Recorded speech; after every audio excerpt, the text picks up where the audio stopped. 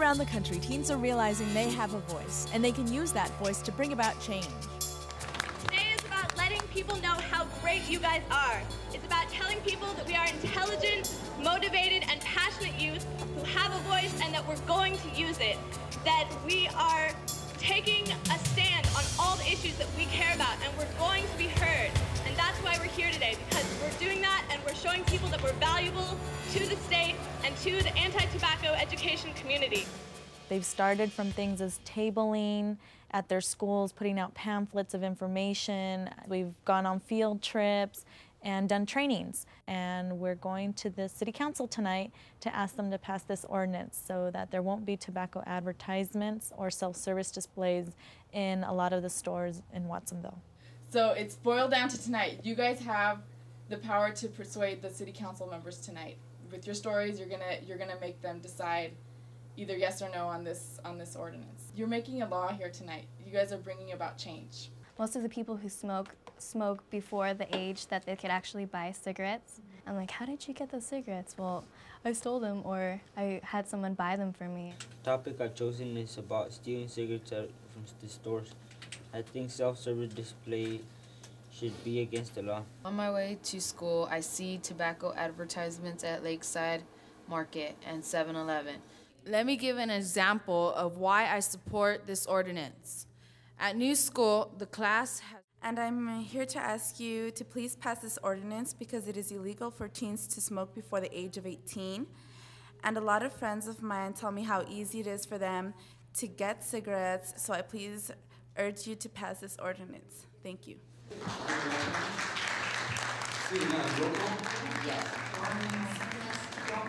Yes. Yes. Harris? Yes. Carter? Yes. Rios? Yes. And we're going to take a 5-minute break.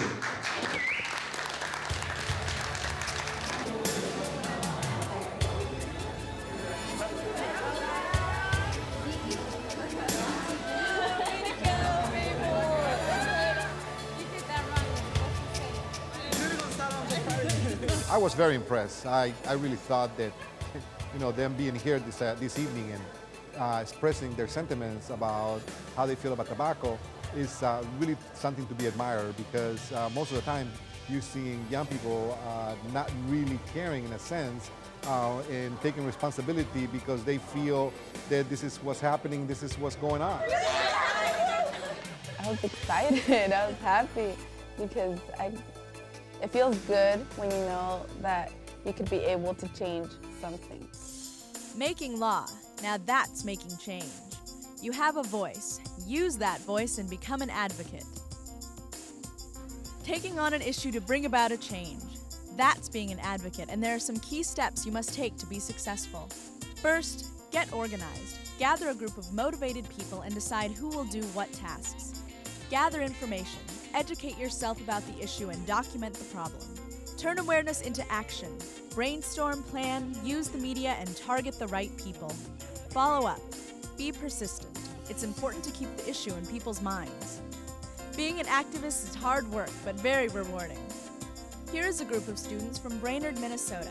Let's see how they took on their city hall to tackle underage drinking.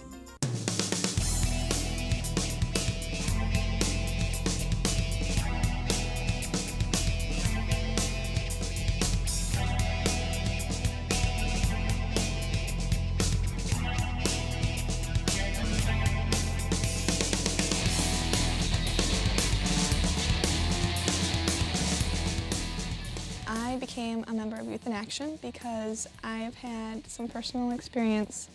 One of my best friends was killed in a drunk driving accident, and there's a lot of alcoholism in my family. So I decided that I wanted to make a difference. So we've been doing a lot of projects. Our latest project right now is trying to change some ordinances around town. Well, right now the city ordinance for underage drinking for selling to minors from bars is 4 strikes and you're out. We want to lower that because 4 strikes is just not enough. The level it should be is like 0. Nobody should be giving alcohol to minors. What we propose is that we want to get the minimum up to the state's recommendation, and that would be anywhere from a $2,000 fine to the maximum of a 60-day license suspension. And hopefully at some point we will go more than that, but we're taking it one step at a time. We're having a lot of opposition from the bar owners and the license holders. I just have a question regarding the compliance checks. It says that they're going to do 2 a year, and we're going to dicker about whether it should be 4 times in 1 year or 4 times in 3 years or 2 years or whatever. But every day I open my doors, there's a potential for me being cited for serving an underage person. I've got over $500,000 invested in my club. You better believe I want to protect my club. I'm not looking to hire people that don't do compliance checks.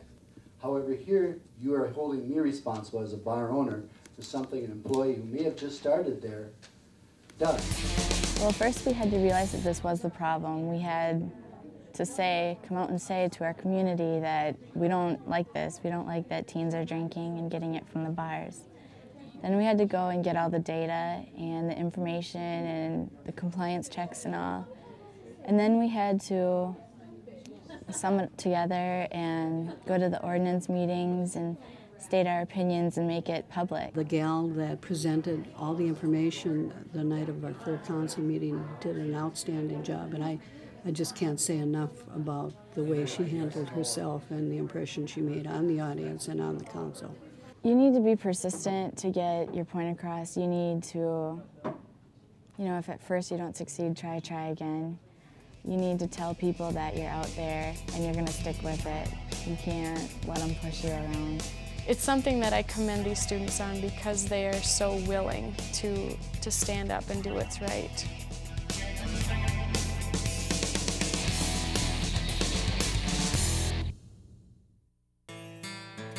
At Ocean City High School in Ocean City, New Jersey, a group of students got together to form SCAT, Student Coalition Against Tobacco. We all got together in the beginning of the year, and we threw around some ideas of what were some problems in our community, and that's basically how we did. We came in the top 3, and those are the things we've addressed. First was to get an ordinance to ban smoking in all restaurants in Ocean City. The second was to get an ordinance to ban all tobacco vending machines in Ocean City, and the third was to find a way to reduce the amount of litter of cigarette butts on our beaches. With teamwork, anything is possible, and that teams can make a difference. Support is out there. All that you have to do is really get up and go find it. The library, the internet, and just talking to people who know the information. I told the students that they were crazy, that they couldn't change public policy, and I said that in a very positive way, and they took that as motivation that they could do something. We just looked at our options, really, and we decided that we would go straight to City Council, we'd go straight to the freeholders, and that's the best way to do it. Well, before the City Council meeting, we had a town meeting, and we had about 250 people attend. Everyone was in support, so it made us feel good. It, gave us a little morale boost going into the City Council meeting. What the kids going into City Council meeting wanted was actually a law. They wanted the law enacted. If they in fact could enact the law, they didn't even want to talk to the City Council. When the first time we went to the freeholders, they said, yeah, that's great what you're saying, but there's always this problem, that problem. And they gave us a list of problems that they had with the program. So this next time we came back, we went back, we researched what they had told us. We said, no, actually, you're wrong on this point and that point. This is what really happens. They gave us another one of those, good job, guys, we're proud of you. And we got there and we said, but will you vote on this? Can you promise me that you're going to vote yes on this at the next meeting or whatever? And they finally said yes. And then they said, and the reason why we're voting yes is because you told us that we had all the wrong facts, and we did. It was the one question that stumped them. They were very well prepared. And I think at one point they looked better than the council did. They have a very high standard, and they're willing to step forward with their conviction and promote something that they really believe is not only good for themselves, but for people in general. I think they definitely respect us for what we have done throughout the community, because they know that, yeah, they can make the difference. I have a folder at my house full of news clippings that I've been in. I mean, it's just something cool to look back on when you're older. It's very easy to do this, and it's fun. All you have to do if you feel strongly about something is just get up off your feet, go out there and tell people what you think. And the public will support you, and if you can get that support, you can make anything happen.